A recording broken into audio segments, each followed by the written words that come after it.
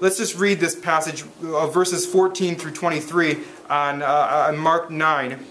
Page 721, verses 14 through 23. It says, "And when they came to the disciples," this is them coming down the mountain, and they're coming to the rest of the disciples. There were 12 disciples total. 3 of them went up the mountain with Jesus, and there's 9 down here on the at the foot of the mountain, and they're coming. And they've come down back to where all the people are. They're coming back from their spiritual high. And in verse 14, "And when they came to the disciples, they saw a great crowd around them, and scribes arguing with them. And immediately all the crowd, when they saw him, were greatly amazed, and ran up to him and greeted him.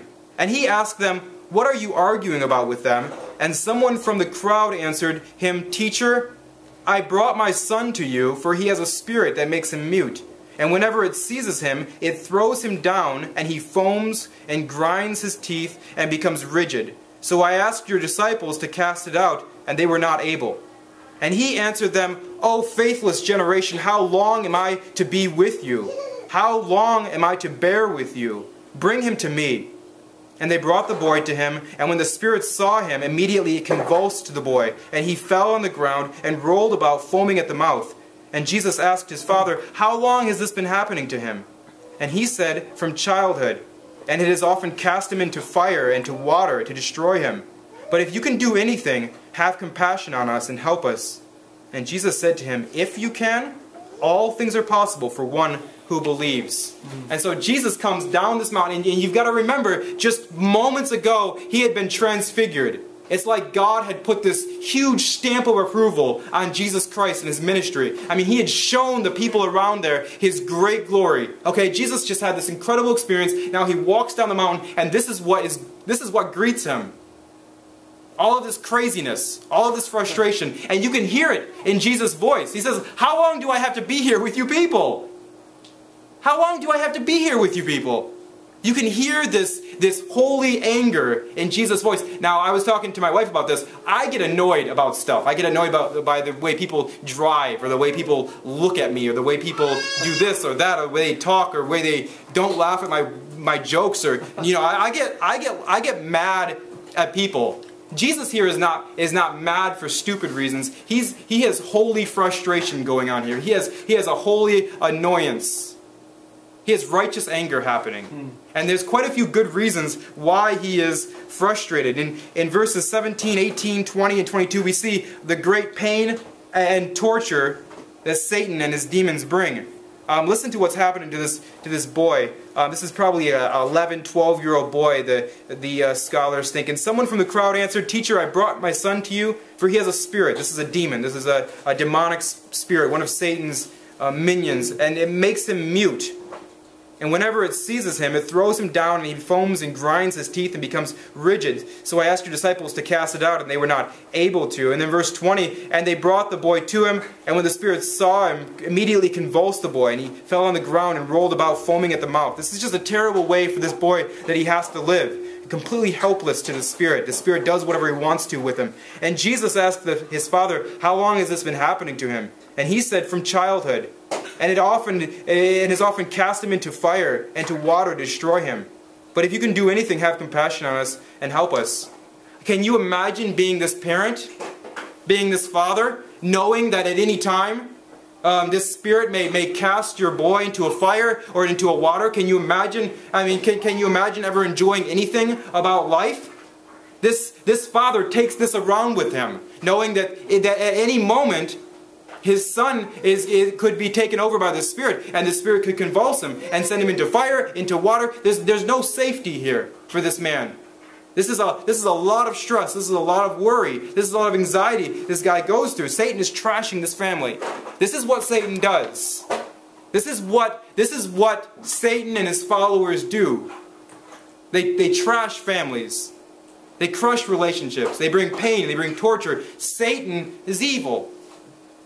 And so Jesus here is part of what's going on in his heart, in his soul. Part of what he's being confronted here is this realization once again that Satan is trashing things, that Satan is doing his work. Satan is trashing things, and so we have that. And then verse 14, not only do we see just the great pain and torture that Satan and his demons bring, but we also see the arguing religious fools. Verse 14, and when they came to the disciples, they saw a great crowd around them and scribes arguing with them. And then verse 16, he asked them, what are you arguing about with them? Well, what we have here is we have religious people. We have religious people. We have church people.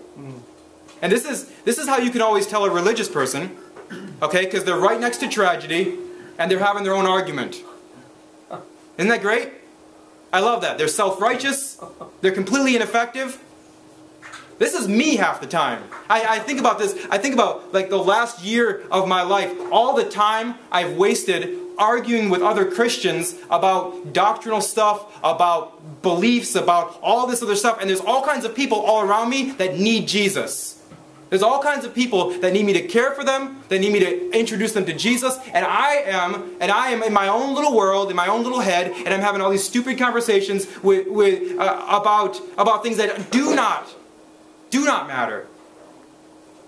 And this is like a typical church leader behavior. This is typical church person behavior. Completely ineffective.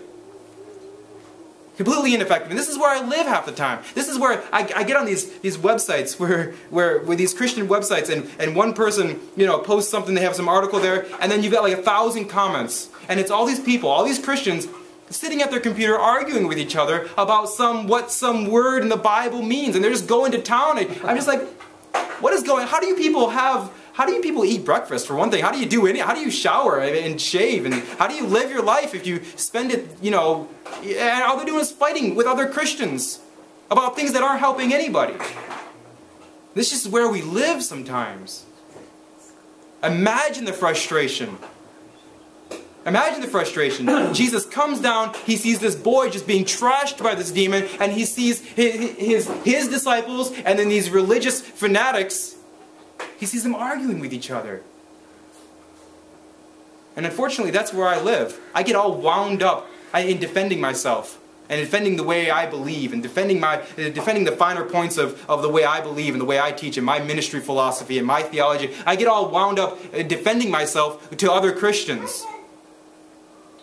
They start to question me, they start to argue with me, and I feel like I just gotta fight. But I'm praying that God just gets rid of that. He gets rid of that need that I have to win and to be the smartest Christian in the room and to be all that foolish. I hope He just crushes that in me. I hope He reminds me that what I need to be doing is introducing people to Jesus. This is what I need to be doing. People need Jesus. They don't need to know how smart I am or how right I am. They need Jesus. And this is going to be a very frustrating thing for Jesus to walk down the mountain, and here's His disciples, and here's the scribes, and they're arguing, and here's a boy convulsing. It's a super sad thing, and so he's got to be frustrated about the great pain and torture Satan and his demons bring. He's got to be very frustrated about the arguing religious fools. He's got to be also, verse 18, very frustrated about the failure of his own disciples. These guys should have known. The scribes and the Pharisees, the religious fanatics, we've already talked about how they're blinded by their own self-righteousness. How they don't feel like they need Jesus. We've already talked about that. But the disciples have been following Jesus for a couple of years now. They should have known. They should have seen enough to know what this boy needed, what this father needed, how desperately these people needed Jesus. It should have been clear to them. And yet they find themselves to be absolutely without answers as well. This is just a very frustrating situation for Jesus to come and to find Himself.